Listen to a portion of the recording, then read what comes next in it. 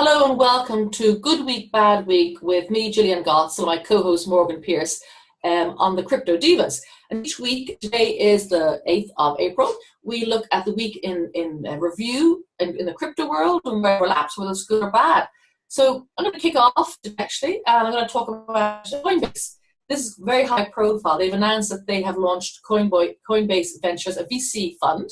It's worth about 15 million. And they're not going to back crypto assets themselves, they're going to back the companies that are working in this area. It's kind of important because companies need to have access to finance, sometimes in the traditional marketplace, and that can be hard, as we know. And it's interesting because they have a huge audience, of course.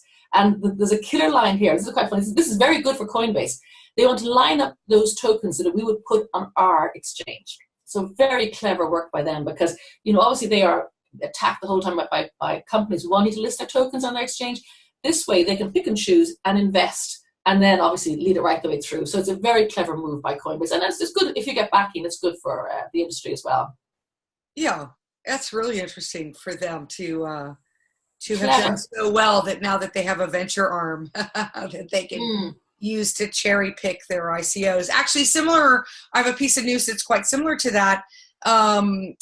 The Venrock Ventures, which is the Rockefeller Foundation venture capital arm, family office venture capital arm, is decided to back a cryptocurrency fund called Coin Fund, which also backs early stage cryptocurrency ventures. So that's a real endorsement from a very conservative family office from that perspective. So it's a real endorsement for the cryptocurrency industry, I think, as a whole. That Venrock is coming in. But it is good because in the same week, South Korea's largest bank has announced it is going to deny financial services for the crypto sector, for crypto startups. This is a huge problem where people don't get access to finance. So if your traditional banks are saying no because you're either in the adult entertainment industry or you're crypto, all these things that they mark as unsavory, it's hard for crypto companies to get going. So the Coinbase one becomes even more important. And it is interesting too that South Korea, a dozen people were arrested for illegal mining again. So it's not the most positive sort of setup for the crypto world. Except I have to jump in again. Sorry, I'm flip-flopping here madly. I saw that there was beauticians in South Korea are now saying Bitcoin accepted here, looking for tourists to come and rather than face the problems with exchanges, they're going to use Bitcoin instead. So the various salons are saying that so far customers tend to pay in their currency, South Korean currency, but they said next time we'll pay in Bitcoin. So that's it. You get your wax for Bitcoin. Interesting. So I can't see Bitcoin being a form of payment anytime soon because it's definitely something that I'm reluctant to get rid of.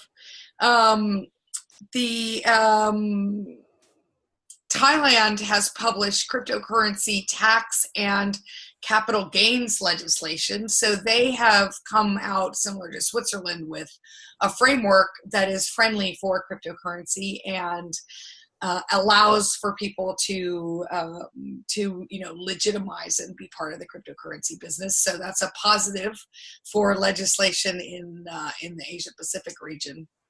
Well, at the same time, India, not so good. I mean,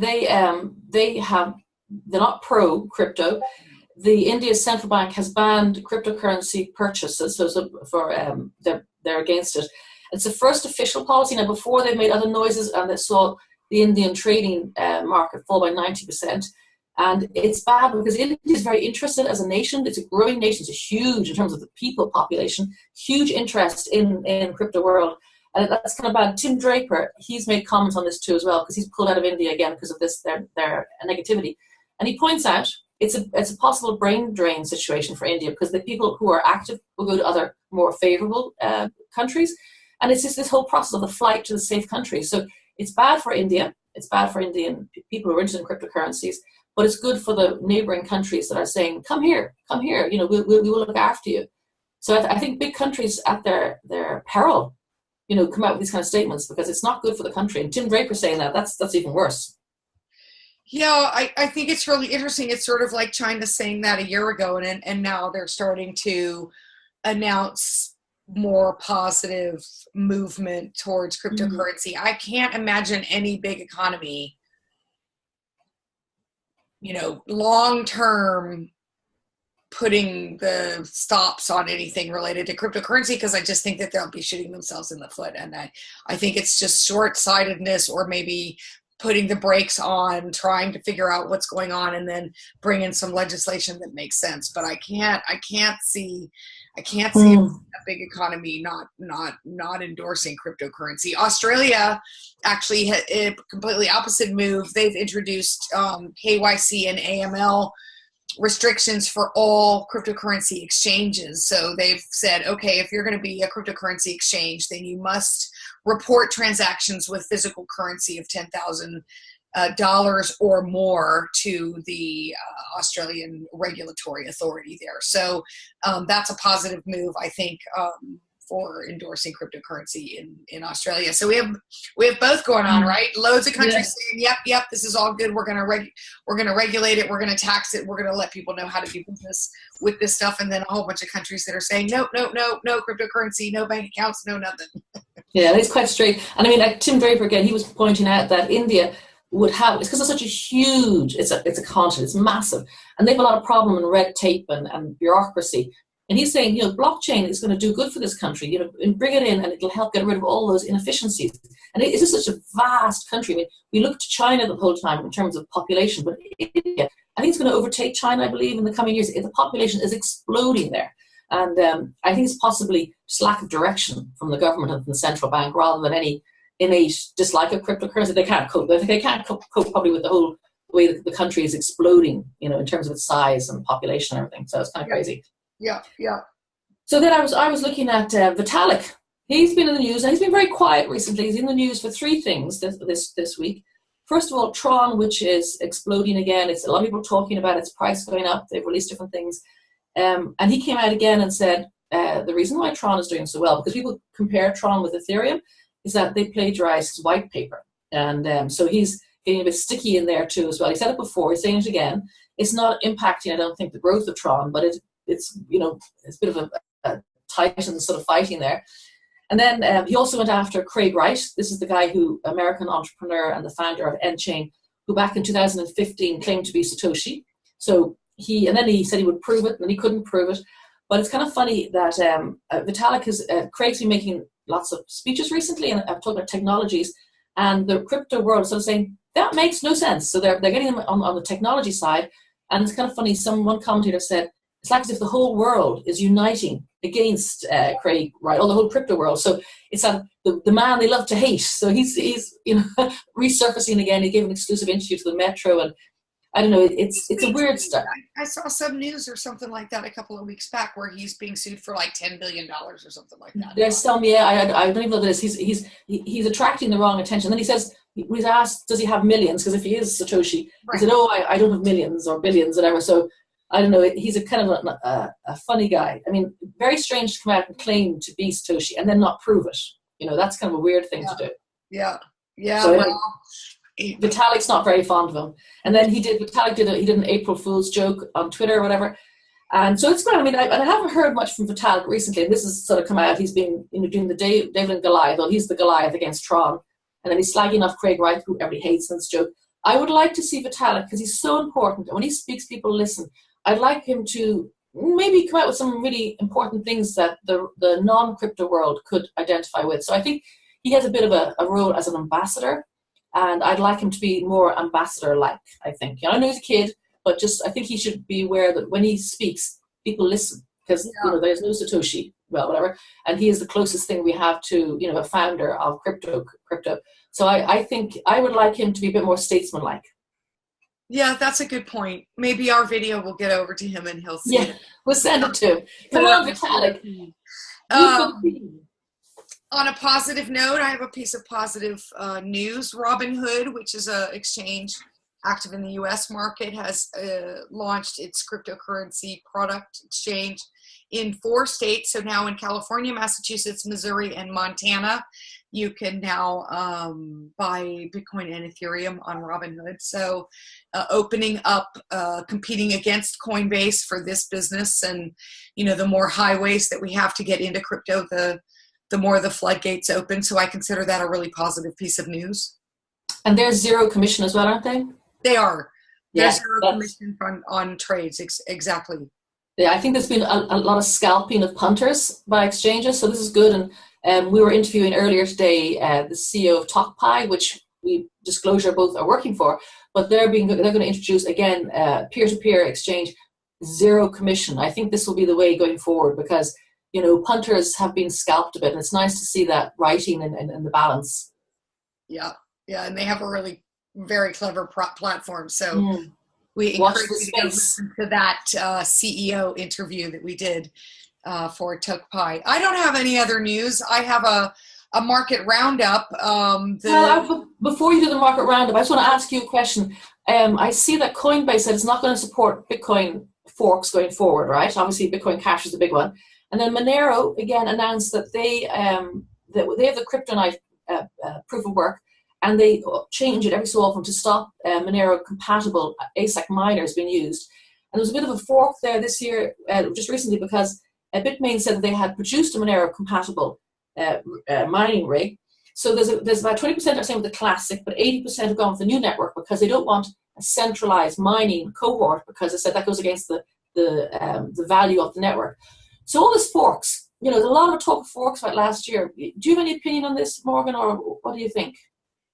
I think 2017 was the year of many forks, and I think that my own opinion, of course, on this is that forks dilute the power of a coin. So if you had Bitcoin and now you have Bitcoin Cash and then you have Bitcoin Gold and then there was going to be another fork which got called off, which I think is a really good thing.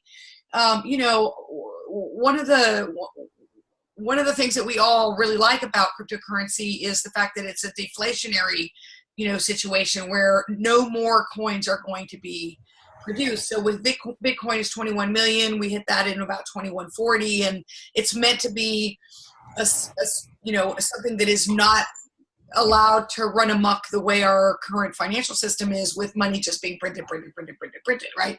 Yeah. But if you fork all the time, it's the same as money being printed.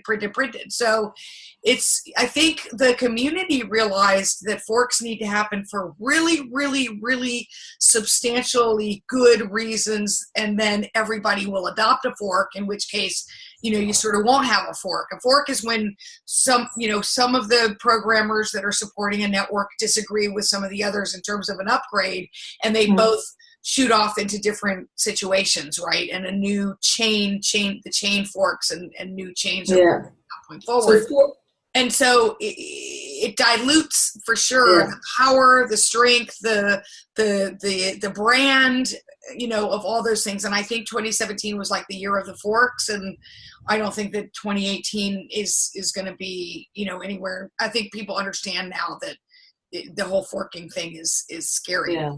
It's so forking is like quantitative easing for cryptocurrencies in some ways, isn't it?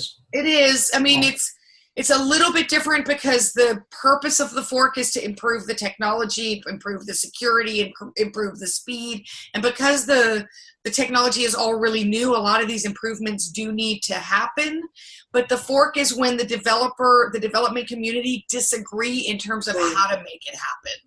And so even though we all agree that Bitcoin needs to operate faster, we don't all agree on how it can operate faster. And so technical changes were implemented where people disagreed, and some said, oh, I know how to make it faster, I'm going to do it my way. And the other crowd said, oh, no, we're going to make it faster, we're going to do it our way. And then you got Bitcoin and Bitcoin Cash.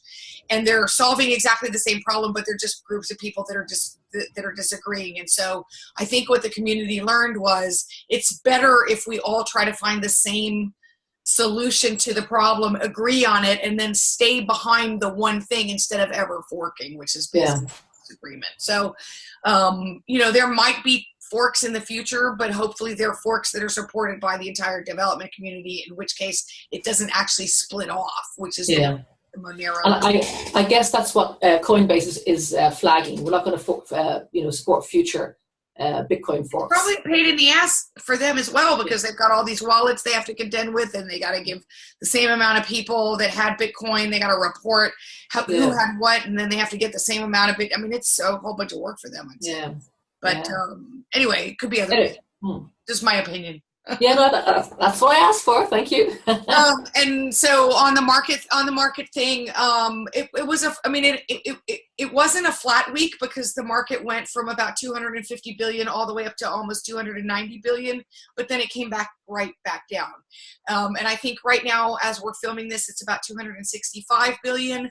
So it's not back at the low where it was earlier in the week, but it hasn't been a terribly exciting or interesting week in crypto, although a lot of kind of even news, some good, some bad on the regulatory front. So I don't know, medium week in crypto. What about you, Jillian? What do you think? Yeah, I was looking at my news, and I kind of had, is that a good or is that bad? I cut it in the middle. And the thing is, I was in Austin this week in Texas. Whoa, and hadn't been there before. Beautiful city. I wasn't nothing to do with cryptocurrencies. I was there with an Irish company called Global Force for HR, their Work Human Conference. Nice. Wonderful time, lovely people, lovely food.